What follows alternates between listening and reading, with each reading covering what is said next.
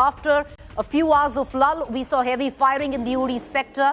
And now the latest that is coming in, fresh Pakistan drone strike has been repelled in Jaisalmer. Pakistan once again tried a fresh drone strike between 4:30 to 5:30 a.m. and the Indian Air Defense has taken down each of those drones. India has repulsed, thwarted once again Pakistan's Hamas style of drone attacks. All of this coming in from Jaisalmer, viewers. Rajasthan shares about 1,000 kilometers, the longest border with Pakistan. And ever since yesterday, that border has been lit, where Jaisalmer, Pakistan tried to send across multiple drones. Each of those drones were neutralized, intercepted, and then there was a lull. But early this morning, once again, Pakistan unrelenting, trying to push drones back, fresh drone strike on Jaisalmer between 4:30 to 5:30 a.m. What we've been given to understand right now, that India's superb air defense system has taken down these Pakistani drones. One by one, India has repulsed Pakistan's Hamas-style drone attacks. That's the latest that we are getting in. I want to immediately cut across to my colleague Shivani, who's joining us with the latest. Shivani, late last night, Pakistan attempted to attack Jaisalmer by sending out drones. Each of those drones were intercepted, taken down. The attempt was foiled. Early this morning, 4:30 to 5:30 p.m., again, Pakistan once again tried to send drones, these suicide drones, to India, to Jaisalmer, and word coming in, each of those drones were once again thwarted, taken down by India's exemplary air defense system. What details do you have, Shivani?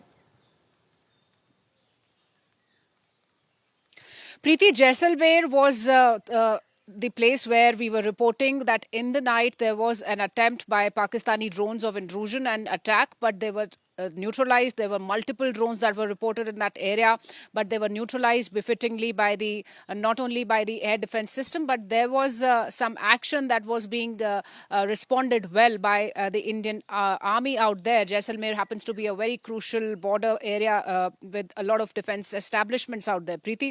So Pakistan attempted to attack by drones, but all of those attacks were thwarted.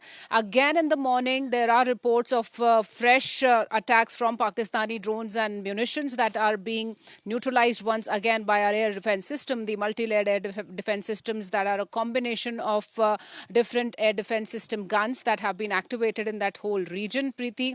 This attack has once again been neutralized, and Indian Army is responding forcefully to repulse these actions. That's what we have been given to understand through the sources and also the Army official statement that has come in. So multiple areas that includes Jaisalmer, Jammu and Kashmir, the LOC, where this attack continues from Pakistan's side in terms of the artillery shelling and also the drones and munitions that are being thwarted forcefully, befittingly by the Indian Armed Forces. Preeti. You know, Shivani, continue to stay with me, and I'm going to come right back. I also introduce Dr. Tara Kartha, terrorism security expert, someone who knows Pakistan very, very well, and we're going to cut across to her as well. We are also joined by Mir Farid. But viewers, I want to quickly take you through the chronology.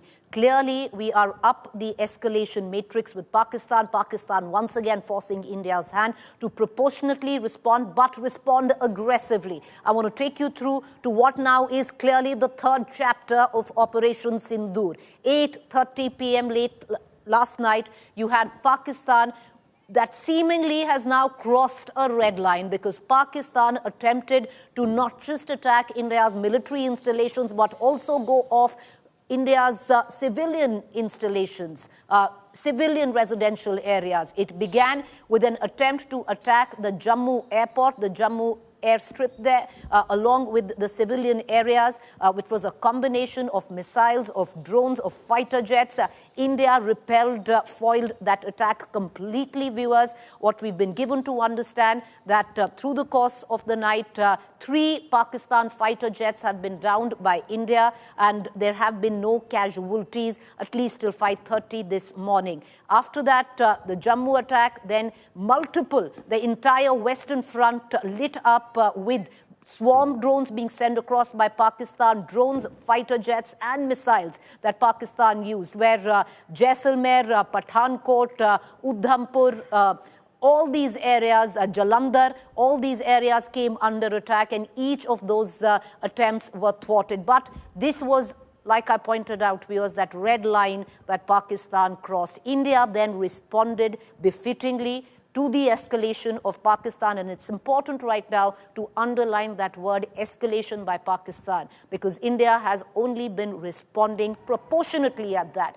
But India, though you had Pakistan, which came at the Western Front, India hit hard. India went deep in, once again, for the third time there, attacking Lahore. What we've been given to understand, Lahore has been attacked, Peshawar has been attacked, Bawal Nagar, Kant area has been attacked by India. All of this as a retaliatory measure. There was a bit of a lull, viewers. Then early this morning, once again, heavy artillery shelling across the LOC from Pakistan at the Uri sector. And unfortunately, we have had one civilian who's been killed, one woman who is been killed in this heavy artillery firing, which came in at the Uri sector and collateral to this, viewers. Ultimately now, our citizen count goes up to 17, and India is a country which doesn't disown its fallen citizens. And we will reply befittingly at that, because we wear this grief very heavy. 17 civilians right now dead, killed, in fact, by Pakistan, which is relentlessly going after civilian residential areas across the LOC by using mortar and heavy artillery shelling. After that, we've just reported there has been another drone attack in Jaisalmer. Pakistan once again tried to push drones through to Jaisalmer. These are suicide drones, but India has taken each of these drones down by our exemplary air defense systems. I want to cut across right now. We have Mir Farid who's joining us. Shivani continues to be with us. Dr. Tara Kartha, she's been with us through the course of the last 48 hours analyzing the situation. Dr. Tara Kartha, it doesn't look like now Pakistan is going to de-escalate, because if Pakistan crossed that red line yesterday where it tried to go after civil installations, Pakistan is not de-escalating. India, though, hitting back hard. I think that message we've sent all along, that our attacks are proportionate, our attacks are non-escalatory, that message is just not being received by these people.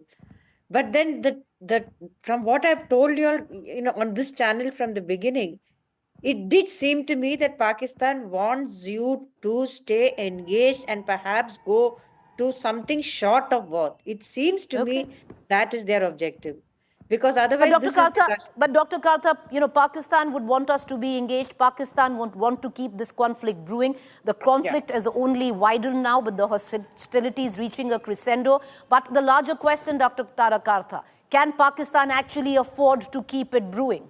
Do they have that kind of ammunition? They're going back to the IMF for more money today. Oh, yes, they are. And the thing is that, what shall I say, just one second. The fact is that their money from the IMF is unlikely to come, because it's not a bank. It's a proper bank. He's not going to give you money to fund the war. Second is, they had asked China for 1.5 billion over, sort of what I would call an overdraft. In, of course, financial terms, it's something else, which means they've already exhausted their 4 billion reserves. So that's why I'm saying, yet they have increased their defense budget by 18%. True. So there is money coming in from somewhere. The question is where it's coming from.